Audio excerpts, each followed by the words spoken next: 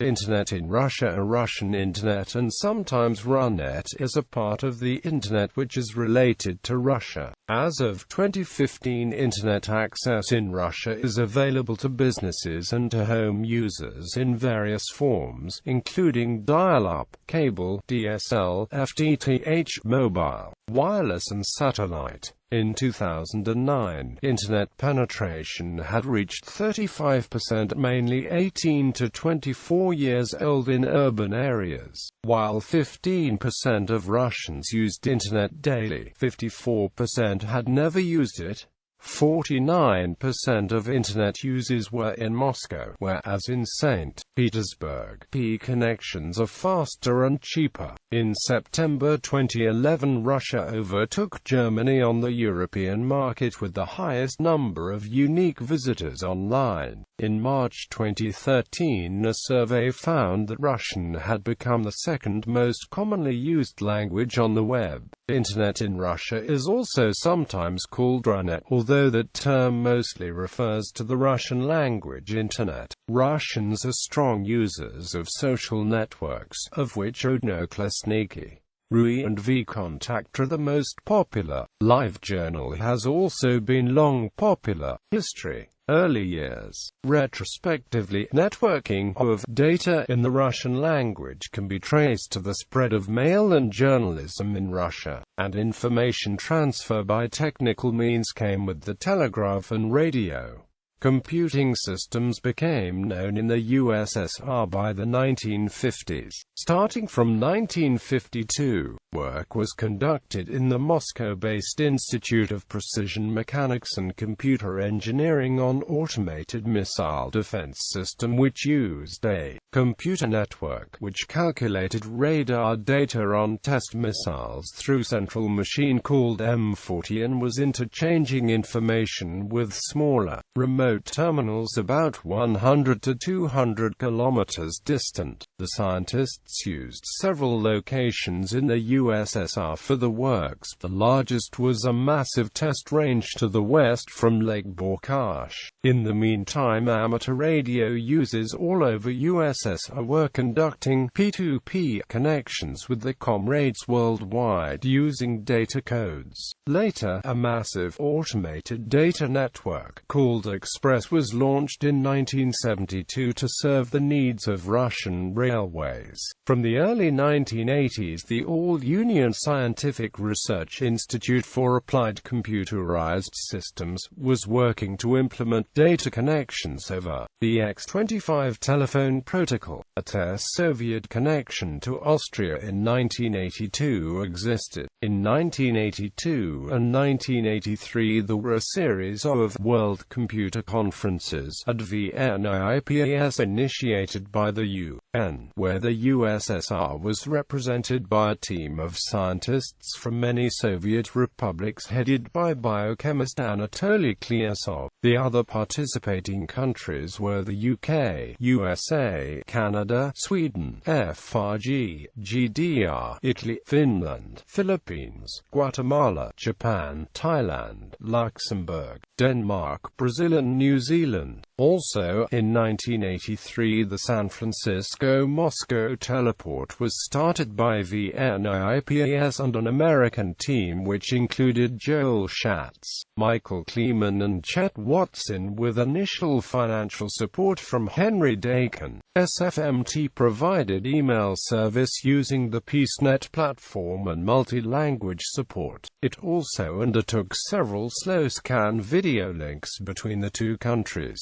including supporting physicians such as UCLA's Bob Gale in treating patients exposed in the Chernobyl accident. It later founded a for-profit phone and data provider Sovim Teleport in the later 80s. Meanwhile, on April 1, 1984, a Fool's Day hoax about Kremlin Computer Kremvax was made in the English-speaking Usenet. There are reports of spontaneous Internet connections from home through X25 in the USSR in as early as 1988.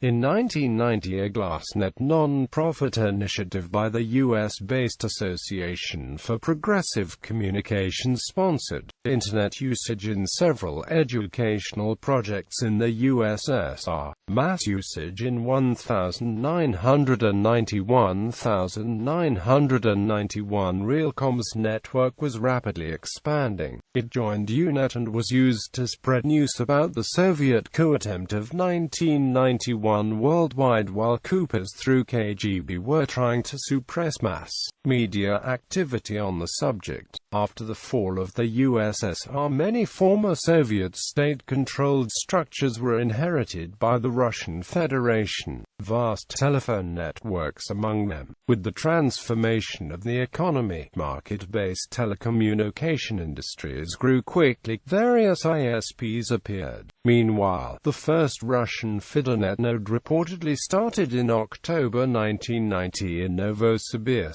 and the USSR was included in FTTH's Region 50. Russian FTTH activity did contribute to the development of Runet, as mass networking over BBSes was for a time more popular than over the Internet in the early 90s. In March 1991, the National Science Foundation began to allow Eastern Bloc countries to connect to the global TCP/IP network. By the mid-1990s, computer networks appeared in many branches of regular life and commerce in post-Soviet states. The Internet became a popular means of communication for anyone in the world who spoke Russian. National so-called nets of former Soviet republics began to occur. In October 2007, then Deputy Prime Minister Dmitry Medvedev announced that all of schools in Russia were connected to the Internet, but later concerns were publicized that there were problems with the contractor to serve them. Also in December 2007, as a follow-up to the noted Ponosov's case, which dealt with the use of illegal software in Russian schools, plans were announced to officially test Linux in the schools of Perm Krai, Tatarstan and Tomsk Oblast to determine the feasibility of further implementing Linux-based education in the country's other regions. In subsequent years, test results were considered successful, but new organizational problems appeared, including obscurities with distribution of funds assigned by state, according to statistics of the European Council. In the second half of 2012, the number of new subscribers connected by technology FTTX in Russia increased by 2.2 million people, more than all 27 countries of the European Union combined. The total number of households with Let's FTTX connection was 7.5 million. This means that in 2012 over 40% of the fixed-line broadband users were connected by fiber optics. Population. The prominent Public Opinion Foundation FOM in March 2007 issued a report that found 28 million people of 18 years and older in Russia had used the Internet within the last 6 months. In November 2006, DNS Gallup Media in a report called by some sources First Quality Internet Audience Research in Russia put a monthly Russian audience at more than 15 million. The RUKV for monitoring project found 1,001,806 www addresses within Runet. SU responding in March 2008. The National Domain Registration Service RU-CENTU announced creation of millionth RU domain on September 17, 2007. On April 3, 2008, the RIF 2008 was opened by President-elect of Russia Dmitry Medvedev, who said in the opening address to the forum that he estimates Runet to be populated by 40 million users, or 28% of the population. He also stated that Russian sites do $3 billion in annual transactions and have $370 million in advertising revenue. In October 2008, President Medvedev started his own video blog, which in April 2009 was expanded with a separately moderated version in LiveJournal. In June 2009, FOM issued results of its new survey that found the half-year audience of people 18 years old and over was 33%, or 37.5 million. CIA World Factbook states there were 10.382 million Internet hosts in 2008 and 40.853 million Internet users in 2010 in Russia. By March 2011, the total number of broadband subscribers reached 16.5 million, with penetration at almost 30%. These numbers increased within 2 years by 180% against 9 million in 2009. The highest penetration rate, above 70%, is in Moscow and St. Petersburg. These two cities also makes up a quarter of all subscribers. In September 2011, Russia overtook Germany as the European market with the highest number of unique visitors online. In March 2013, it was announced that Russian is now the second most used language on the web. According to Daily Telecom estimates, by the third quarter of 2013 there were 26.3 million broadband subscribers. Largest residential internet service providers by market share at the end of 2013 were Russia.Telecom 38.6%, Telecom 11.1%, Vimpelcom 10.1%, MTS 9.4%, Telecom 4.6%, aka DO 3.3%, others 22.9% usage for propaganda. Since 2013, the state has employed Internet users in order to spread propaganda advocating activities of the Russian government and discrediting opposition and Western countries. The major organization employing them, Internet Isildavania, initially had an office in Elgino, St. Petersburg, and subsequently moved to a bigger office to Savashkina Street, also in St. Petersburg. The employees have to be present in the office for 12 hours per day every second day. They are involved in various activities including creating a visibility of mass support of the government in social media, propagating texts between different media, and collectively attacking users with anti-government views, are often using multiple identities. The salary is fixed and is only paid if an employee has written a fixed number of comments per day, not shorter than a fixed number of letters. The comments must contain keywords, a fixed set for every day. Collectively, they are known as Kremlin trolls, or trolls from Olgino. The same organization also hosts a number of websites, including the Kharkov News Agency, which claim to be news agencies operating from eastern Ukraine or from the Donbass area and providing local news, but in fact have no staff outside the St. Petersburg office building. Backbone. The development of Internet infrastructure in Russia began with development of analog modem-based computer networks in Soviet cities, primarily in scientific institutions. The first one to connect Unix email hosts countrywide was the Realcom organization, which formed on August 1,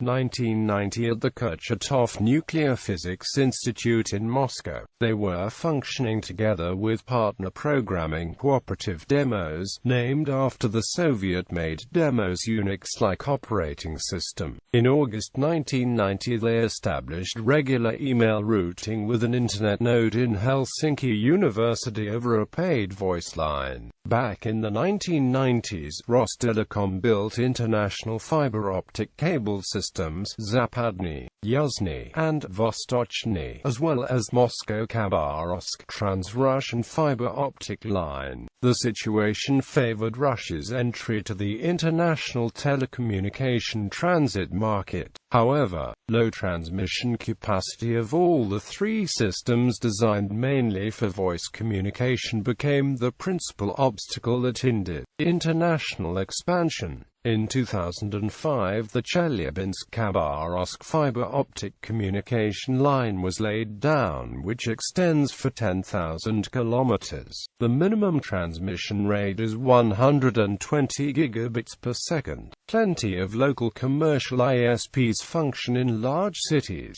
but most of the existing country-wide cable lines are held by a small number of large operators such as former monopolist, the state-controlled Rostelecom, and the railways-affiliated Transtelecom, which operates country's biggest DWDM fiber backbone. Cell-phone coverage with the digital services such as GPRS is almost ubiquitous. In year 2007, the Golden Telecom Company has constructed a massive Wi-Fi network in Moscow for commercial use, which is recognized as the largest urban wireless network in the world. The Black Sea coast of Russia has become an important area for the fiber optic networks, as it served as a backbone of communication during the Winter Olympic Games in 2014. On October 2010, mobile operator Megafon has selected Huawei NE500E routers to construct backbone nodes for a 40 Gbit per second IP MPLS network in Russia.As